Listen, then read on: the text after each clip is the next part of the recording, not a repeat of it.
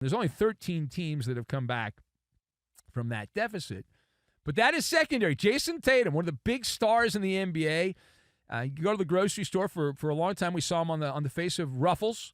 He was selling you potato chips, and now he's down. He's out. See you later. Goodbye. The Celtics, I always love this part of the story. They say the operation was successful. They say it was successful. No timetable was available. All right.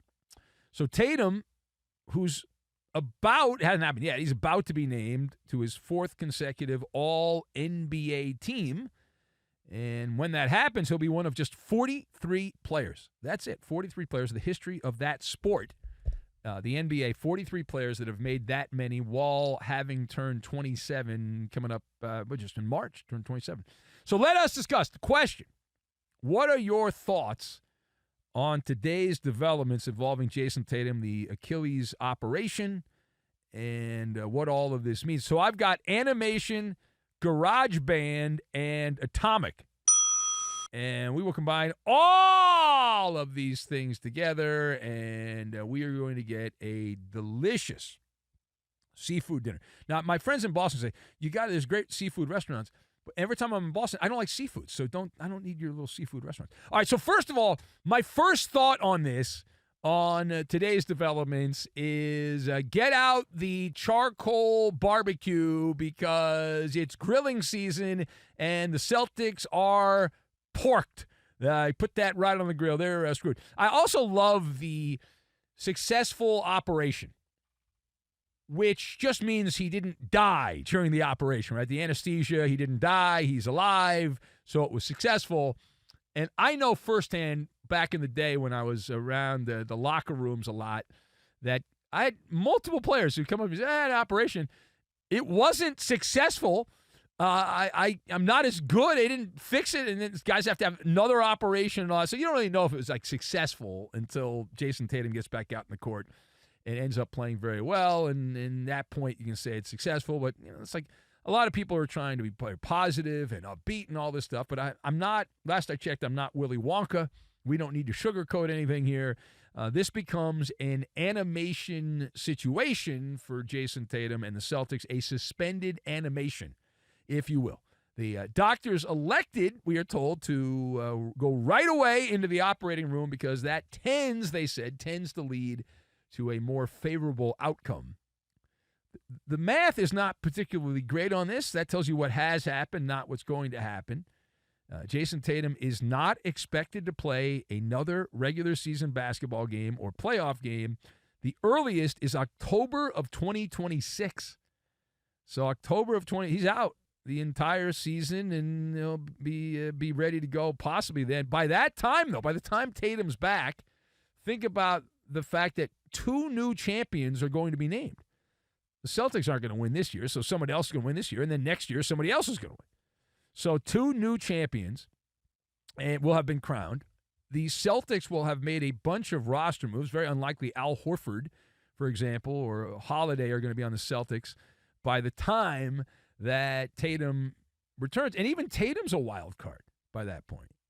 You don't know. You don't know what you don't know, and you don't know whether Jayson Tatum's going to be able to come back at a high level. Now, secondly, given the past Achilles injuries, players such as Kevin Durant, Kobe Bryant, Chauncey Billups, among others, recently Dame Lillard, what is the realistic expectation? We don't know with Lillard because he's just had it. So what is the realistic expectation for Jayson Tatum's return?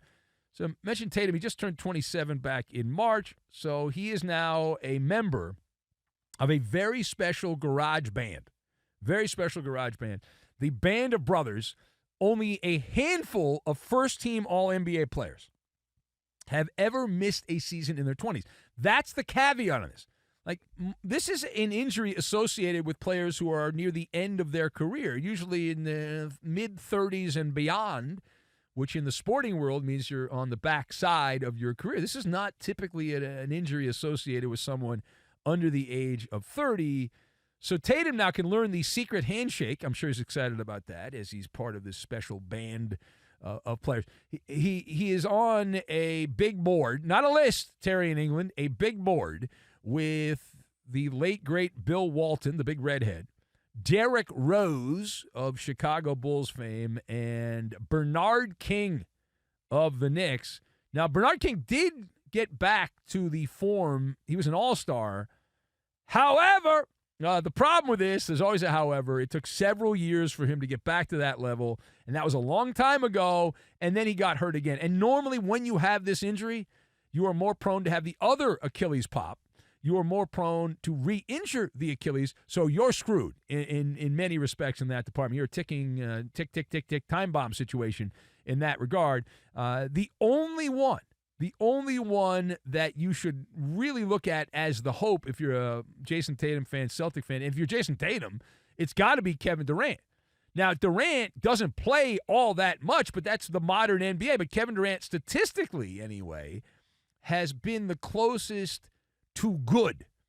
Durant has not played more than 55 games in any season since he came back from his Achilles injury, but he has been an elite player in terms of efficiencies, averaged almost 29 points a game, 7 rebounds, and 6 assists or so, 3 seasons since pop goes the Achilles. So he's been able to put up some numbers. Not that it's translated to any of the teams he's been on being any good in the playoffs, anything along those lines. All right, now, final thought. We now pivot to Cleveland, Ohio, where the NBA season came to an end on a random night on a Tuesday. It was bye-bye, Cavs. You're out. So, they lose to Indiana. Pacers have advanced. They're in the Final Four of the NBA. They cut down the Nets. Congratulations. So, question. Who deserves the most blame for the Cavs? They blow a 19-point lead at home in an elimination game. But who deserves the most blame for the Cavs just in general as they are exiting from the postseason now?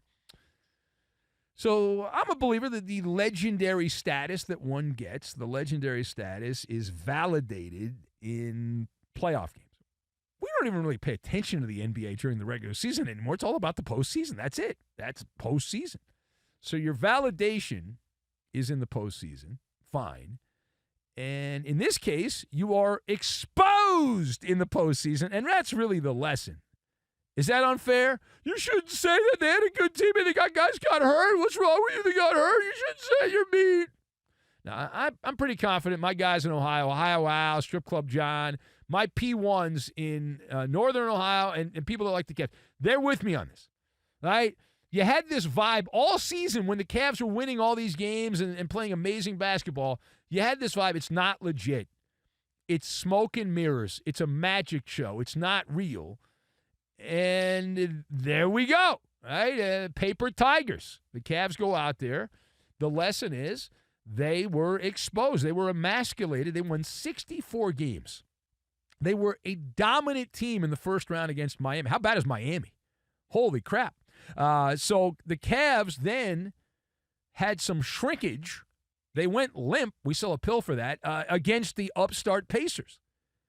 You got Spider Mitchell, the headliner there. Spider Mitchell. Evan Mobley was the defensive player of the year. You've got Kenny Atkinson, the coach of the year. All these decorated players. And they all get to wear the dunce cap. All of them.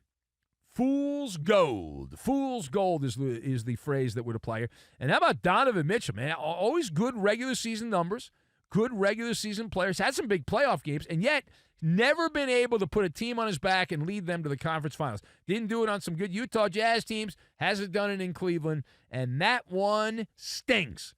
And you got the Pacers, fun to watch, high-octane Indiana offense who ran circles around Cleveland, especially in clutch time. Big time. Tyrese Halliburton, the most overrated player in the NBA. He gave the Cleveland Cavaliers players, the defensive player, the star, Spider Mitchell, and the coach of the year, gave them an atomic wedgie in big moments.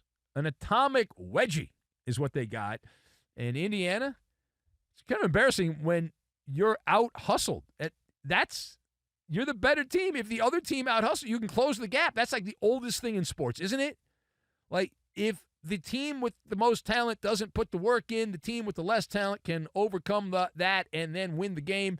And so energy and effort. Win the 50-50 balls. There was an old NBA coach, Bill Fitch, who said, hustle stats. You got to win the hustle stats. You win the hustle stats, you'll have a chance to win the game. And good things will happen to you if you do that. And it turns out Indiana did that, and they win. And Cleveland struggled. A lot of careless turnovers, just stupid decisions. And so the Pacers are on to the Eastern Finals. And does anyone think they can't beat the Knicks? I mean, right now, today, we do the show today. Today, the matchup will be Indiana and New York, barring some kind of colossal choke job by the Knickerbockers, which I'm not against. I'm not against that because that'd be good talk radio, having a bunch of New Yorkers crying because their team blew it against the Celtic team without Jayson Tatum. That'd be good stories too.